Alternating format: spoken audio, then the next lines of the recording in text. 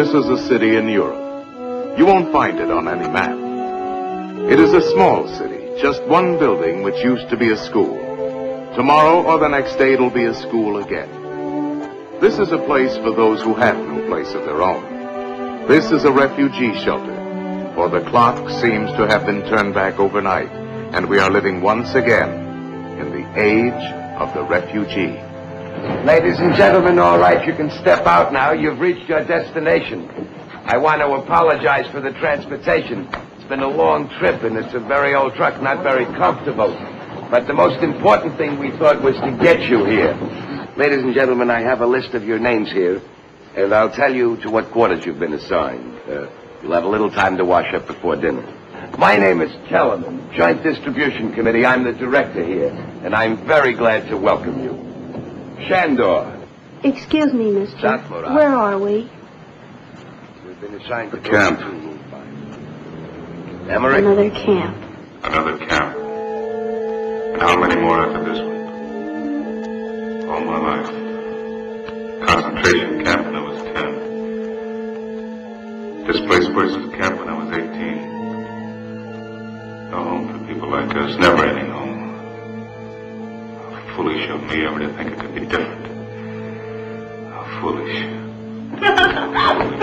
Oh, but it's so silly, darling. Put me down. Of course it's silly, but it's a custom. Now that's a custom I like better. Look around, darling. Isn't it beautiful? We'll make that room in there my office with a large desk in the corner and new x-ray machine, glass cabinet full of medicines and syringes and beautiful new instruments. Terribly impressive. Oh, my. In a few months, more or less. I love seeing you so happy. Well, I have a great deal to be happy about. A new medical degree in my pocket, new home, a shiny new wife. Thank you for including me in your inventory. Welcome home, lovebirds. Mr. Selig. The door was open. Good to see you. Good to see you. Certainly is. Come in, come in. Good. You had a good time? A wonderful time. The mountains were so beautiful. Everything was so beautiful. What I don't understand is why you came back.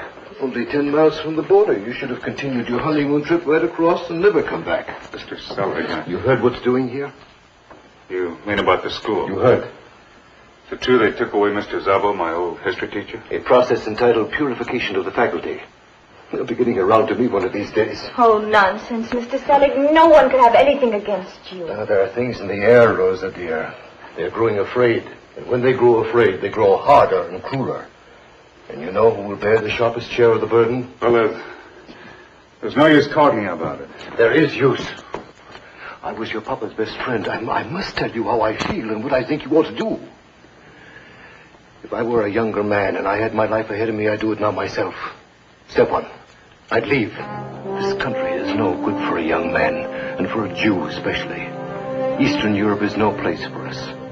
It's going to get worse, much worse. Get out while you can and take Rosa with you. This is my home, Mr. Selig. It's the only home I've ever had. Can't you see that? Going up behind barbed wire. That's what my life has been, and Rosa's too.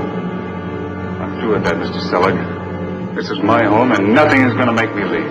Stefan, believe me. I know how you feel. I know what it is with young people today. Never really young. That's the biggest sadness in the world today. But you can't close your eyes to facts. If you don't leave now, later on you'll have to leave. No, I won't. There won't be any later on. You got no right to say it.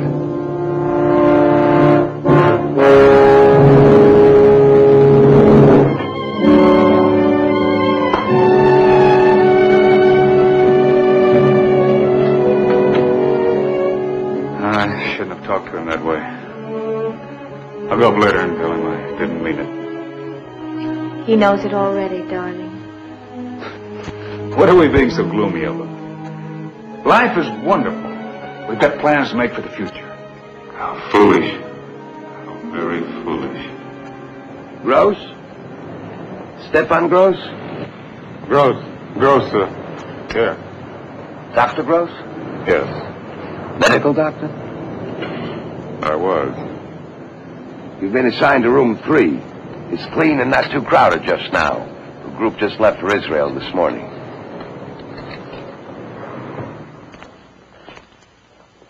Oh, excuse me. Yes? We don't wish to disturb you. You're new here, aren't you? Yes. We saw you come in. My name is Lessing, David Lessing. This is my wife, Hannah. How do you do? How do you do? I'm Stefan Gross. How do you do? We've been here several weeks, you know. Any day now, we expect to be on the list for Israel. We come from Cairo, you know. Egypt? It's a long way. Mr. Gross, do you play bridge? Bridge? We've always loved to play. No, I do not play bridge. Well, we're sorry to have disturbed you. Bridge? What kind of people are they? They lost their country, they're wanderers just like me. Egypt. That explains it. They've been apart from it all. You don't see the pattern yet. Oh, everything happens again. Everything happens all over again. Who is it? Sell it. What happened? Stefan, bring him in. Quick.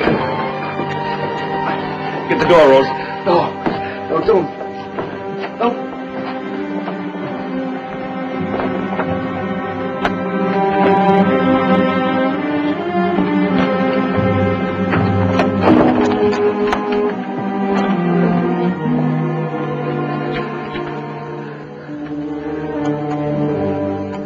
Shot.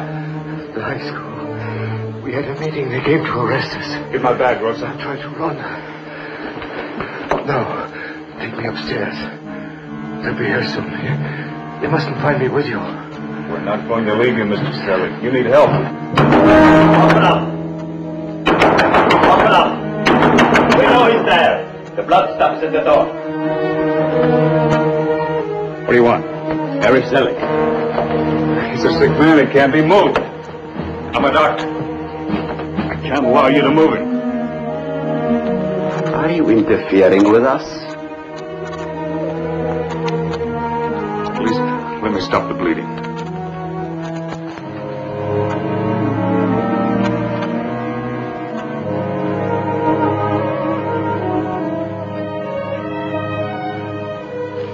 You've done a good job. Dead.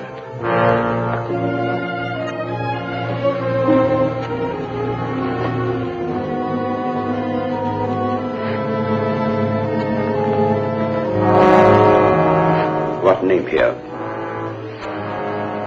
Gross. Dr. Stefan Gross. My wife. Dr. Gross. We will be talking to you, Dr. Gross. We want to know why this man was here.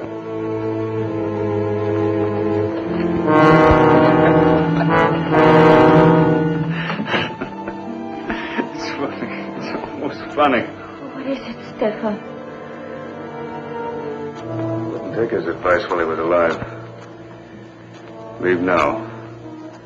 Get out or later you'll have to.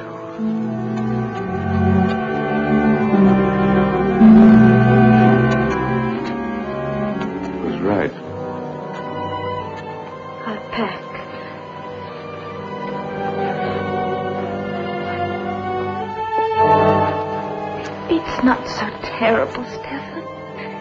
Maybe it's even better, really. As long as we're together, how bad can anything be? I'm Stefan Gross. You want to see me? Oh, yes. How are you getting along? All right. Look, I want to ask you a favor. You're a doctor, a GP. I was. So can it wear off that quickly? You can be of great service to us. So many who come here are sick, wounded, suffering from shock. Our infirmary is overflowing. We need the help of another doctor, at least temporarily. I tell you, I can't. I can't do that anymore. I'm no longer a doctor. I'm not anything. Well, that's gone. Can't be gone, not that easily. Easily. How can you say easily? What do you know about me? Only what you tell me, Doctor.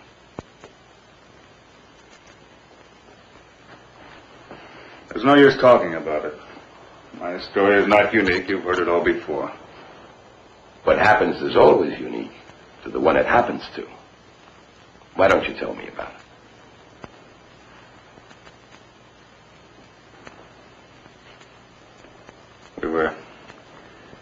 We're escaping with the others, my wife and I. You know the sort of thing we went through. Walking all night, hiding in ditches by day, not much food, no sleep.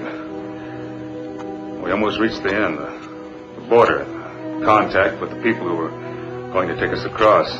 We're hiding in the woods. What's keeping them? They're late. The sun's up and they're not here. It's all right, Stefan. I'm sure it's all right. I'm going up to the road and take a look. No, don't leave me. I have to. They might leave without us. Come right back. Right back, I promise you. Please.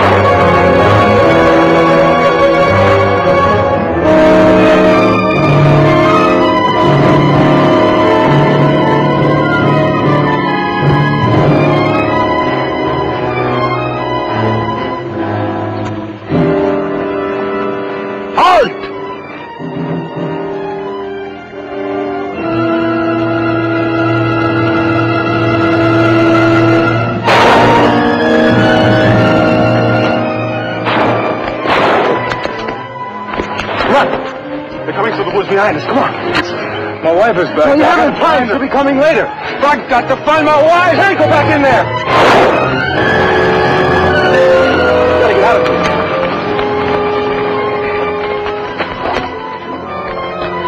And so she's dead. 3 weeks ago, and no trace of her. Somebody saw her fall. She's dead because I went off and left her. But you've heard it all before. Yes, I have. So many were killed, wounded, frozen. Our little infirmary is full of them. That's why we need another doctor. I'm sorry. Just for a few days. We're recruiting people in London and Paris, and more staff will be coming in a week or so. But another doctor, they promised me. No. I don't understand you, Doctor. It's not very complicated. I tried to explain it to you. Dr. Stefan Gross no longer exists. He's through. Just somebody going through the motions. Then why not go through some motions for us where they'll do some good? That's all I'm asking. If you don't care about yourself, why can't you spare us a few hours that you don't care about? What are you saving them for? To invest them in self-pity?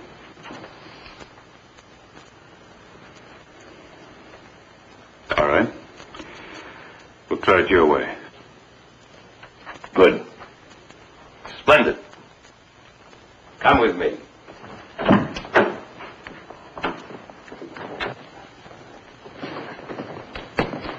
Henry, this is Dr. Gross, Dr. Stefan Gross. You're a welcome sight, Doctor. I hope I'll be able to help you. Come on. You can start right in. Unless you have something else you want to do first. No. There's nothing else. Fine.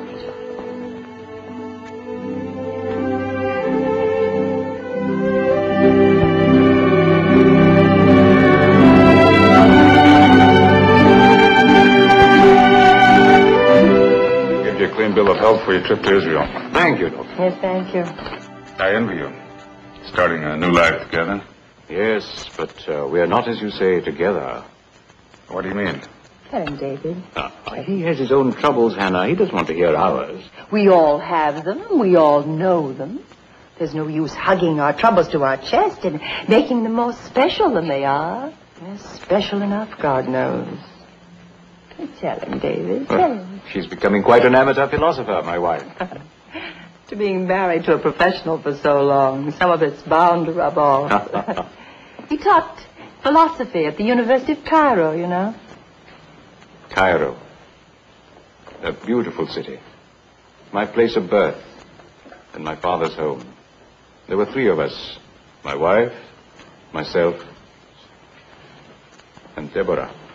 She was a student, a first-year student at the university. And then came the fighting. We held our breath. The Jews at this time in Egypt, you understand, were not very popular. I stayed away from the university for a while, and so did Deborah. The weeks passed, and we told ourselves that everything would be all right. Where's Deborah? I hope she's not oversleeping on her first day back to school. No, she isn't. Ah, there you are. Your holiday's over, young lady. I hope you're going to give up these idle habits. I'm glad I'm not in one of your classes. I bet you're a terrible tyrant. Oh. Now, open that here.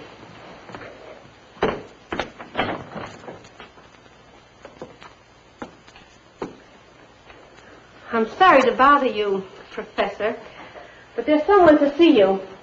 Oh?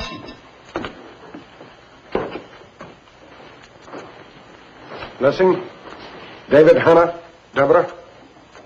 Yes? What is this? Expulsion order. You have 24 hours to leave Egypt. David! Why? What have we done? Any person not possessed of Egyptian citizenship may, at the discretion of the government, be expelled from the country forthwith. But I am a citizen. I was born in Egypt. And my father was a citizen before I was born. Citizenship rights have automatically been withdrawn from all persons whose families have been in this country less than 60 years. Your citizenship has therefore been annulled. By this time tomorrow morning, you will have left the country, taking with you no personal property except that which you can carry, and no more than 20 Egyptian pounds. 20 pounds?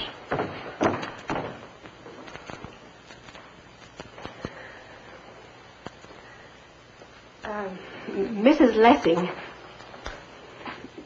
Lessing, excuse me. Yes? I'd like to ask you something. As long as you have to go away anyway, I'm sorry to see you leave, but that new refrigerator you bought, as long as you have to go away anyway, maybe you'd like to sell it to me. 10 pounds I'd give you. Well, I know it isn't much money, and I know what you paid for it new, but then it isn't quite new anymore, is it? And anyway, look at it this way. You can't take away with you more than 20 pounds apiece anyway. It's not for sale. But if I don't get it, the police will. And why should they get it? I'm a poor woman, Mrs. Lessing, and we've known each other for a long time. Get out. But... I said get out. All right. Be a dog in the manger. Keep your dirty icebox. And all your fancy furniture, too. Try to take them with you. Hide them in your pocketbook. Don't worry. Tomorrow you'll be gone. And I'll make a deal with the police and I'll get the whole lot for my 10 pounds.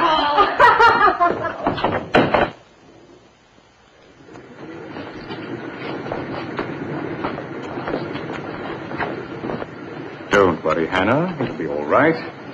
An educated man, a teacher, can always find a place for himself. Maybe we'll go to Israel. They have wonderful schools there. Cheer up, Hannah. Please, cheer up. Oh, it's all right. I'm all cheered up. I'm even looking forward to it a little. I've never been on a plane before. Good, good. Ah, here we are. Come along.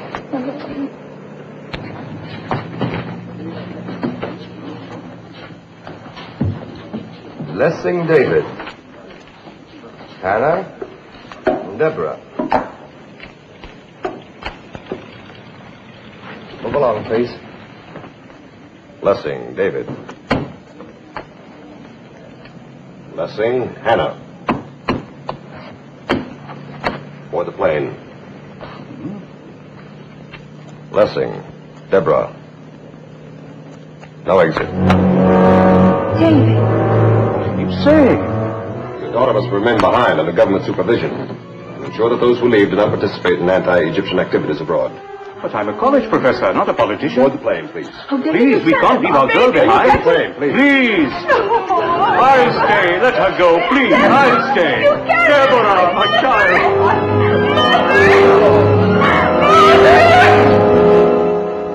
That was a month ago.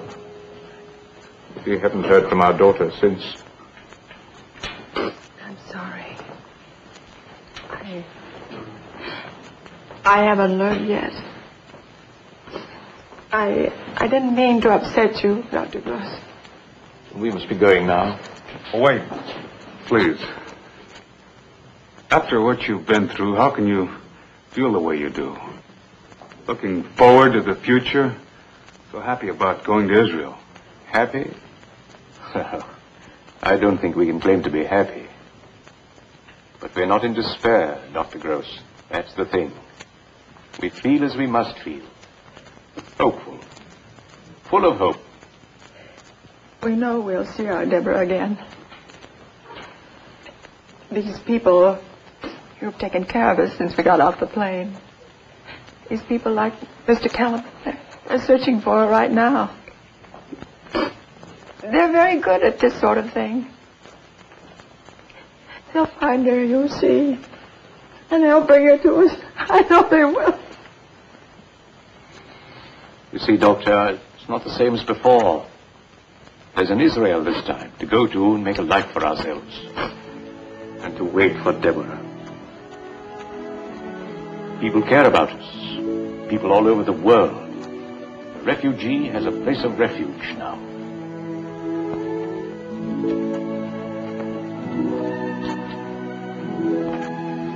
Perhaps we'll see you there someday.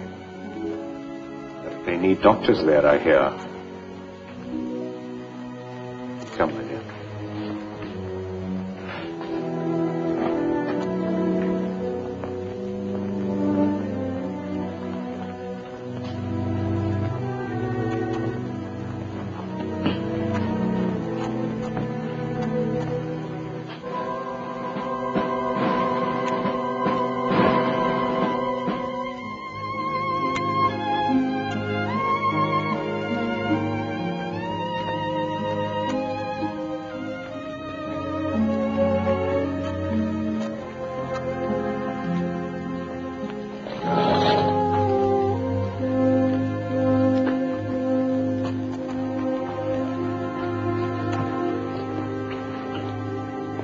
Doctor?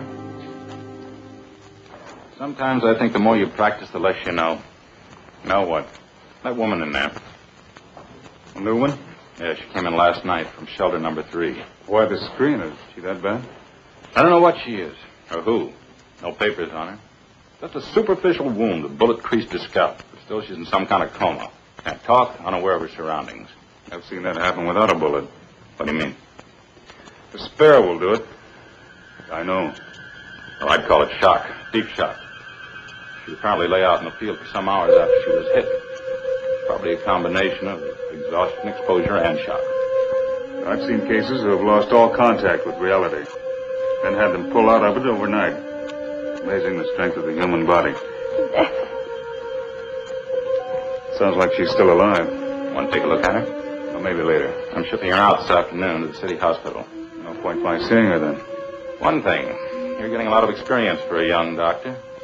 More variety here in 2 days than you'd get in a month of normal practice. Yes, they say it's an ill wind. Have fun. Have fun.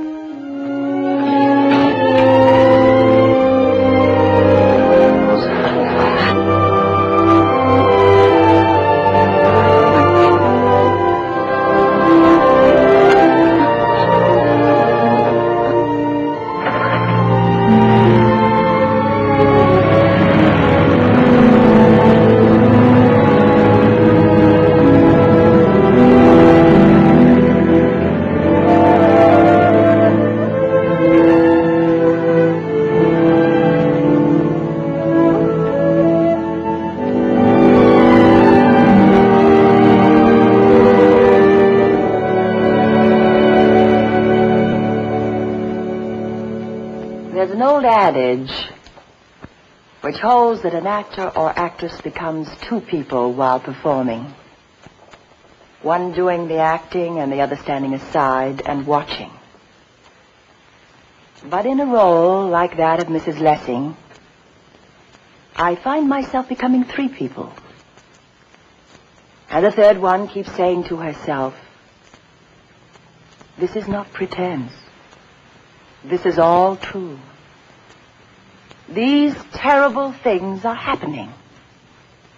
Happening to real people right now. Right now, some bewildered family is being driven out of its home. Some child is being torn away from its parents. Some real Mrs. Lessing, in an anguish of fear and grief, must not even allow herself to mourn because it's become her responsibility to infuse strength and hope into the surviving members of her family. Yes, these people are real. Their dangers and distresses are real. And our responsibility is real. You know, the United Jewish Appeal asks us to give. But in a sense, we're not giving anything. We're using our money to buy a tremendous privilege. The privilege of not having to sit by helplessly and watch a disaster happening. The privilege of being able to stand on our feet and say, no, this inhumanity must stop. This suffering must stop. This must not be. And then being able to back our words with deeds. I think this is a tremendous privilege. The one thing, though, that must be emphasized is the urgency of the need. Without your help, without your generous and unstinting and immediate help, these 100,000 refugees will find themselves without food, without shelter or clothing. And even more important than these, without the means to bring them to a free land where they can begin to rebuild their shattered lives. Their survival is in our hands. This is a great trust. We must respond greatly.